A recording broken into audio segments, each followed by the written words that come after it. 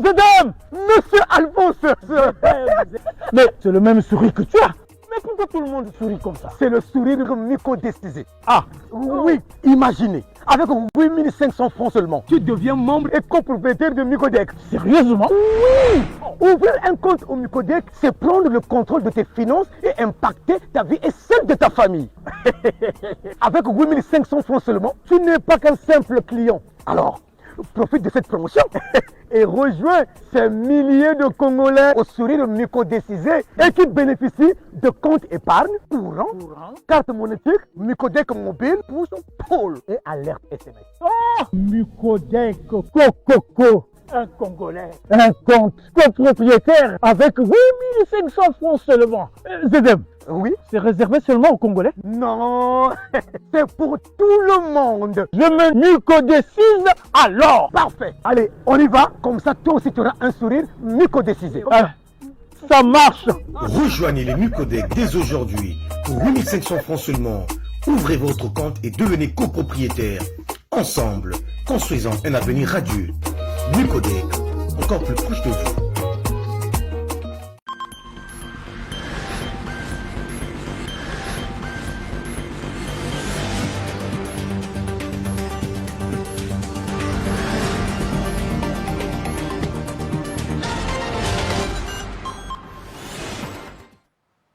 Il est 19h30 et nous sommes le vendredi 13 juin 2025. Madame, Monsieur, bonsoir et bienvenue dans cette grande édition du journal télévisé sur MCR TV. Dans une poignée de secondes, à l'essentiel de l'actualité.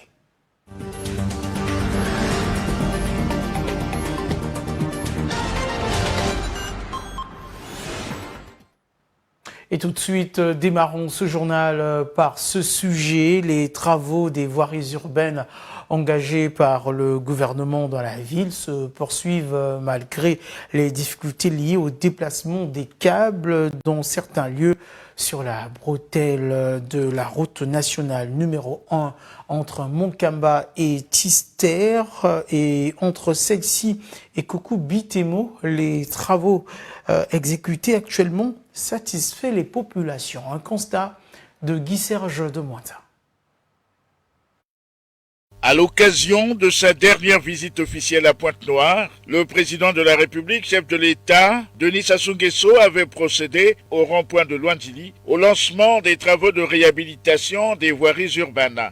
De cette date à aujourd'hui, beaucoup d'eau a coulé sous le pont. Ainsi, dans certains quartiers comme Kokou-Bitemo, l'avenue Tister et Monkamba, quelques riverains ont bien voulu apprécier l'état actuel des travaux de réhabilitation des artères principales entre Vonvon et le rond-point Tister et entre le rond-point Tister et Kokou-Bitemo. Les Chinois, depuis qu'ils ont commencé le travail, vraiment, celui qui dira que non, ils ne travaillent pas, vraiment c'est faux. Nuit et jour, ils sont en train de travailler. Les travaux vont en bon train. Mon souhait est qu'ils aillent très vite, qu'ils le fassent vite parce que les pluies aussi nous guettent. D'ici peu, il nous reste que 3 mois. 3 mois après 3 mois là, c'est sur les pluies. Donc, je voudrais qu'ils puissent atteindre un peu les pas afin que les travaux puissent aller et puis qu'ils arrivent au rond-point Luandili là. Parce que si les pluies viennent croiser ces travaux-là, en tout cas, ça serait une catastrophe. Je n'étais pas vraiment content quand les travaux ont commencé. J'avais beaucoup de doutes. Maintenant là, je suis en train de voir que vraiment ça marche. Là, j'ai vraiment beaucoup de sûreté, beaucoup de confiance que ça va marcher. Je souhaite que vraiment la route là doit finir. Hormis le désagrément causé par la poussière, les riverains forment le vœu que ces travaux prennent fin avant la prochaine saison des pluies. L'Internet permet dans un aspect positif, tout en tenant compte de son influence à l'heure des technologies de l'information et de la communication, de maintenir la communication, l'accès rapide à l'information, des nouvelles opportunités, pourquoi pas un engagement social et politique, aussi le divertissement et les loisirs. Aurélien Rodrigue Kaya et Huguette Tombé l'ont évoqué. Internet aujourd'hui a intégré le quotidien de l'homme moderne, que ce soit dans le domaine de la recherche, dans le domaine de l'information, dans le domaine de la formation, Internet a remplacé les créneaux anciens que nous avions au siècle passé. Il est difficile de s'en passer d'Internet parce que celui qui était ami à la bibliothèque il y a quelques années est devenu un bel ami pour Internet. L'Internet nous aide, comme nous sommes un peu butés quelque part, on peut aller rapidement sur Google, faire une recherche pour avoir des idées sur un sujet quelconque. Ou encore, quand nous voulons faire quelque chose, nous voulons avoir une idée pour la conception de ce que nous voulons, que ce soit pour des cartes de mariage, comment faire une cuisine, comment faire le lit, comment faire des rencontres. En tout cas, dans l'Internet, on a tout ça. Cependant, l'isolement social, le cyberharcèlement et la cyberviolence, les troubles de santé, la confusion et la désinformation, la perte de la vie privée, très souvent la dépendance deviennent une fatalité. Sur Internet, il y a le faux et le vrai. Mais sans pourtant réfléchir, on s'attache à tout.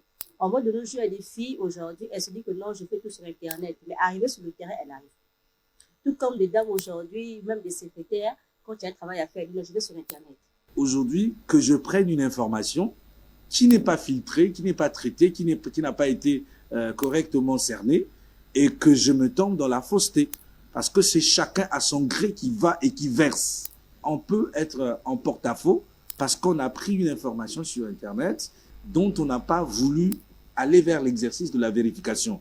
Pour ainsi dire, en donnant à la population des informations vitales sur la santé et l'accès aux soins, Internet est devenu un filet de sécurité vital et être regardant pour ne pas subir les désagréments de cet instrument de communication.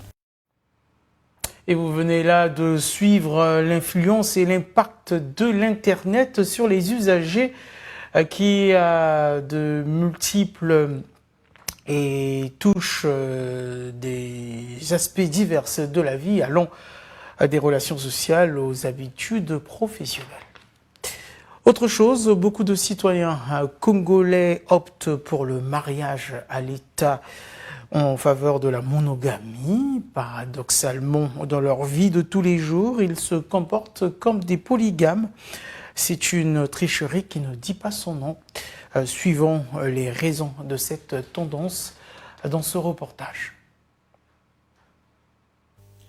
L'observation scrupuleuse des réalités de la société congolaise donne de constater une grande tendance à la monogamie lors des mariages. Seulement voilà, dans le vécu quotidien, ce régime monogamique n'est pas observé. D'ailleurs, même avec une femme dans la maison, les maris congolais entretiennent d'autres femmes communément appelées maîtresses dans la cité. Quelques citoyens évoquent ici les raisons de cette confusion. L'éducation de la base n'était pas bien respectée, ce qui fait que même les jeunes filles d'aujourd'hui sont devenues polygames parce que les parents n'ont pas les moyens de les aider sur le plan d'études, sur même éducation. Il n'y en a pas. Donc au Congo, ce qui amène beaucoup la polygamie, c'est l'éducation.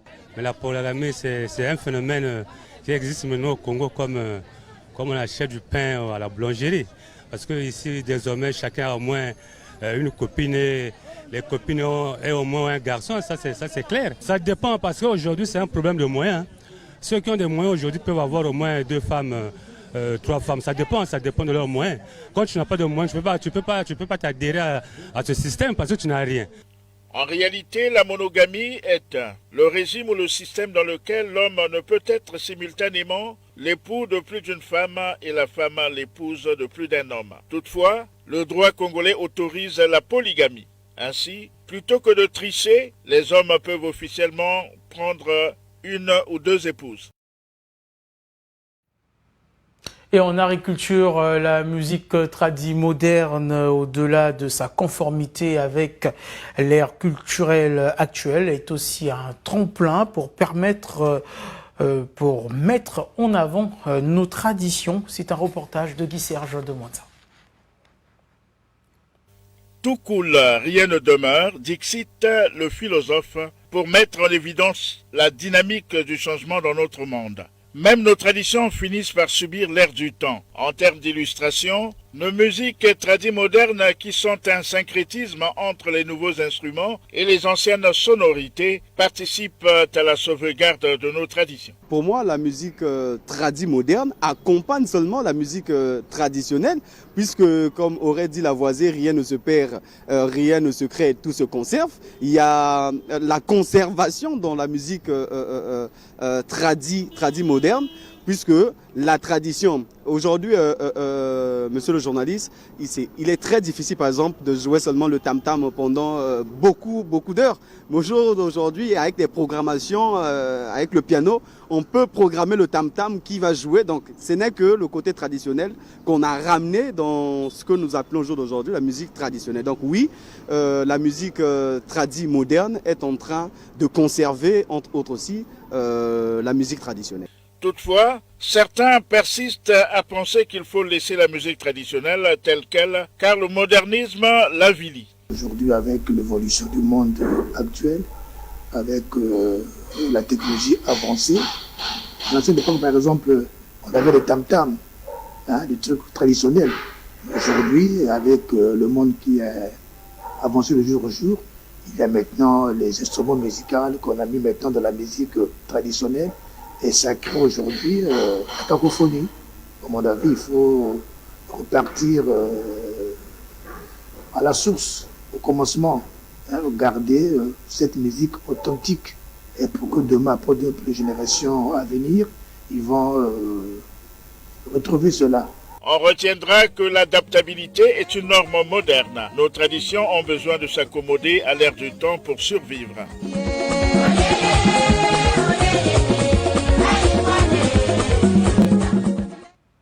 Et puis l'actualité, on rappelle, la Chambre départementale des huissiers de justice de Pointe-Noire a initié hier jeudi une activité relative à la célébration mondiale des huissiers de justice. C'était à l'hôtel de ville. Amélia Baker et Rossi Macaire. Cette deuxième édition des journées portes ouvertes de la Chambre départementale des huissiers de justice a permis aux acteurs du métier de plancher sur les enjeux de l'intelligence artificielle sur laquelle ils entendent s'appuyer pour s'arrimer à la modernité. Nous célébrons la 18e journée mondiale sous le thème l'intelligence artificielle au service de l'huissier de justice, tiers de confiance. Chers consoeurs et chers confrères, à l'heure où l'intelligence artificielle transforme les pratiques professionnelles, les huissiers de justice que nous sommes devront nous engager pleinement dans cette transition numérique. Ne la prenons pas pour une menace, mais considérons-la comme un outil d'assistance précieux pour nous qui sommes professionnels de l'exécution.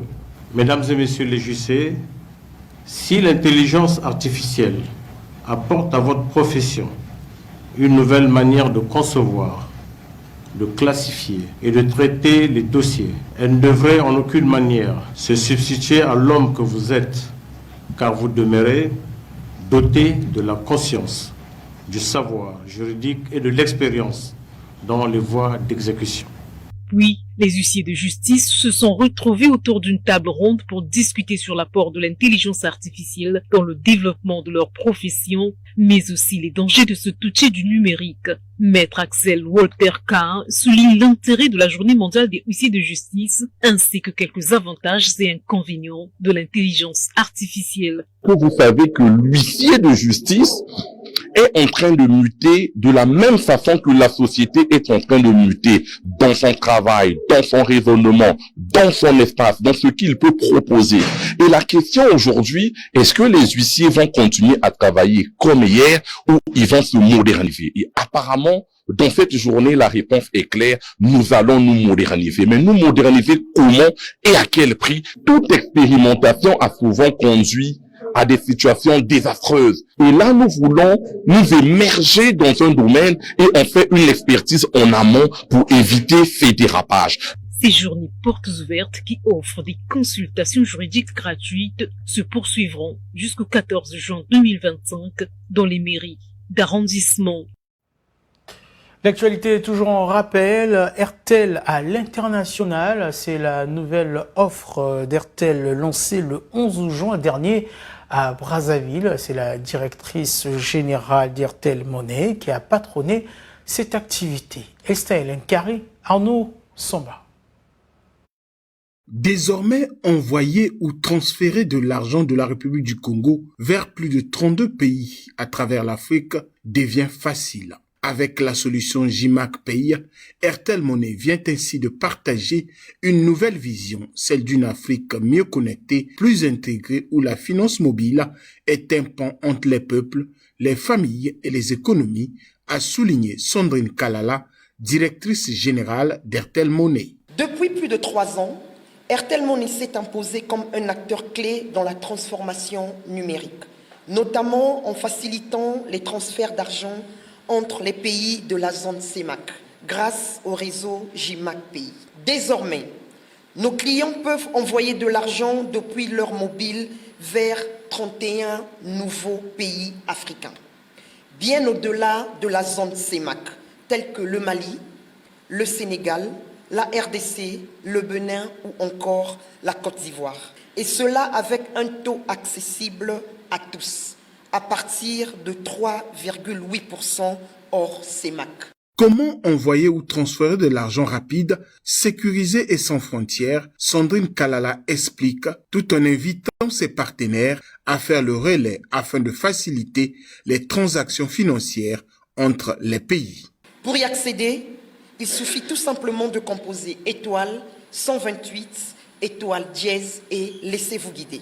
Je vous invite tous à porter ce message, à partager cette révolution et à être les témoins engagés d'une Afrique plus connectée, plus unie et plus forte. Selon la réglementation financière, le plafond d'envoi est fixé à 1 million de francs CFA, a souligné la directrice générale d'Airtel Money, qui rassure ses abonnés des mesures de sécurité mises en place pour fiabiliser leurs transactions.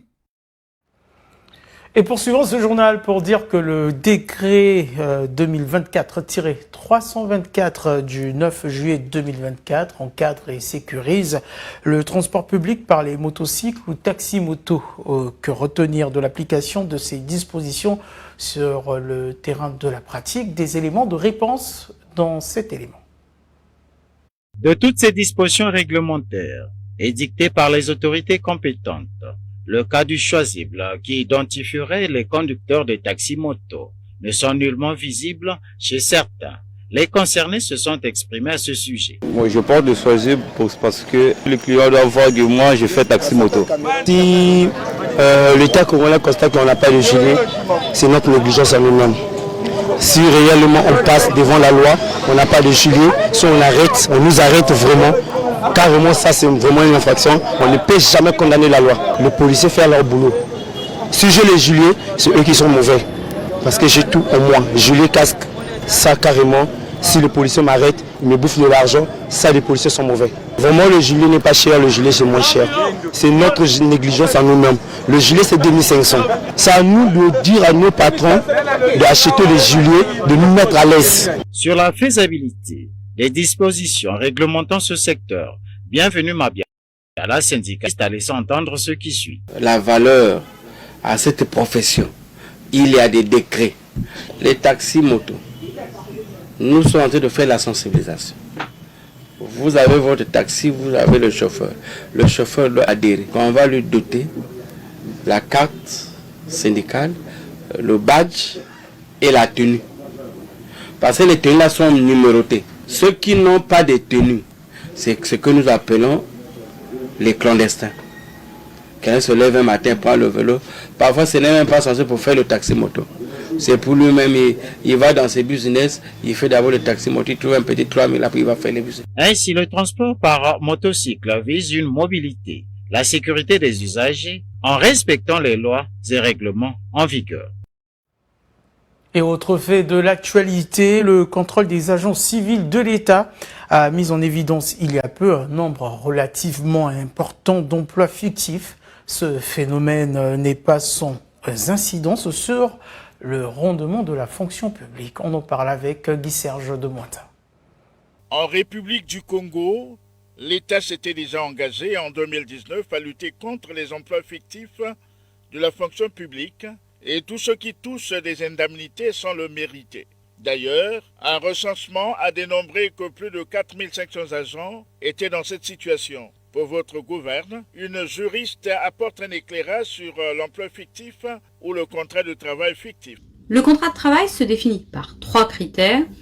Un lien de subordination entre un employeur et son employé, une rémunération et une prestation de service qui est effectuée en contrepartie de cette rémunération. On parle de contrat de travail fictif lorsqu'un des critères est manquant et le plus souvent lorsque la rémunération est versée sans qu'un réel travail soit effectué en contrepartie. Le travail fictif est sanctionné pénalement aussi bien contre l'employeur que contre le salarié qui n'a pas exercé la prestation. Malgré le énième recensement des agents publics en 2 décennies, les résultats sont ahurissants. Des milliers de faussaires, tant dans le solde des civils que des militaires. On a dénombré 4525 agents fictifs. Gabriel Moussiengo, en 2019, inspecteur général des services administratifs à la fonction publique, fustigeait ses comportements en ces termes. Nous savons aujourd'hui qui a fraudé, qui a fait usage de faux diplômes ou d'un faux texte. Tous ces éléments sont déjà disponibles dans le rapport de recensement. Fin de citation. Analysant les performances de la fonction publique, l'économiste Alphonse Ndongo estimait que ces antivaleurs constituaient un frein pour le rendement des agents de l'État. Au final, le gouvernement a décidé de prendre le taureau par les cornes à travers l'application d'une douzaine de mesures visant l'assainissement de l'administration publique. Enfin en sport, l'ambitieux projet de la FIFA, la Coupe du monde des clubs débute ce week-end aux États-Unis.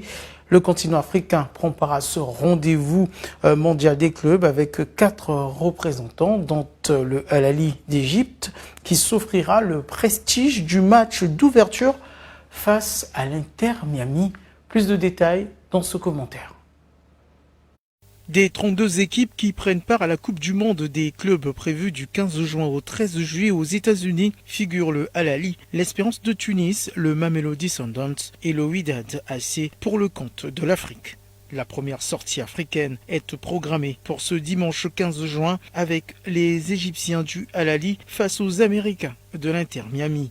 Autres sorties programmées sont celles de l'Espérance de Tunis et du Mamelodi Sundowns, respectivement face à Flamengo du Brésil et Ulsan HD de la Corée. Le Wydad AC du Maroc sera le dernier représentant africain à faire sa sortie et ce sera face à Manchester City de l'Angleterre. Il faut noter que ce sont les vainqueurs des principales compétitions des fédérations entre 2021 et 2024 qui se sont directement qualifiés, suivis des clubs ayant des performances cumulées en cette même période.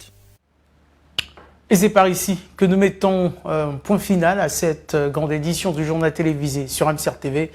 Merci à tous de l'avoir suivi, notamment à tous nos téléspectateurs d'Okinkala dans le département du Poul. Quant à moi, je vous dis à très bientôt sur les antennes de MCR TV.